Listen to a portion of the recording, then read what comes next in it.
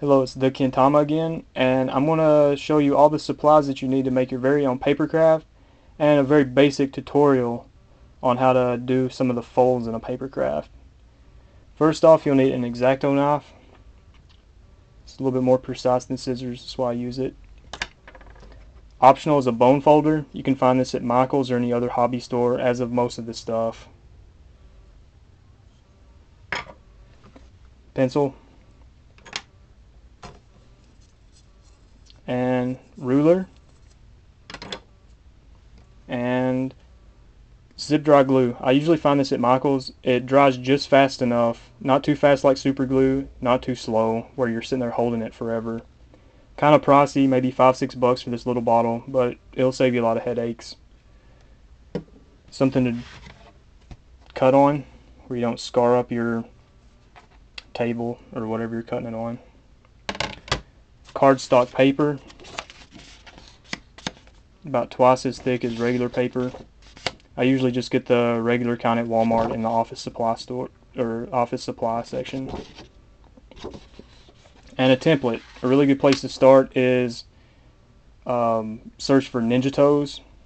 He has a lot of really good Zelda ones, Final Fantasy, and Nintendo Papercraft also has a lot of really good ones. So you print it out on your color printer, you'll need that too, obviously. Cut all the way around the edges. And you'll notice this one has a line drawn right up the middle of it, and it's just a straight dash line, which means I'll go to my already pre-cut out wave that you just saw. And pure dashes means a mountain fold, which is like that. A dash dot that repeats is a valley fold, just like an origami. So what you do is you cut it out with your Exacto knife. You get something that looks like this. Take your pencil. I usually make marks on the back here and here, wherever the line's at.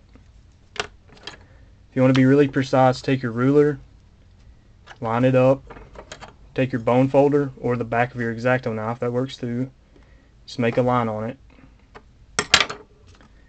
After you do that, it should be compressed enough where it almost just folds right over onto itself. You just maybe need to apply a little bit of pressure.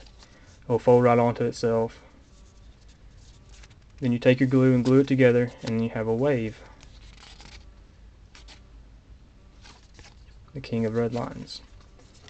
And if you have enough patience and enough time and you stick with it, then you'll get a monstrosity like this. The big king of the red lines papercrafts. Usually there are walkthroughs on the webpage, especially Ninja Toes. He'll give you a kind of like a tutorial, a step-by-step, where it makes it a lot easier to build. And you know, if there's a lot of confusing parts in it, aka this papercraft, a couple confusing parts. I would suggest if you make the king of red lines, you put a bamboo skewer here, because the mass sometimes is so heavy it'll fold over onto itself. And if you have any questions, just post it in the video or on the videos page, and I'll be happy to respond. Okay, have fun building.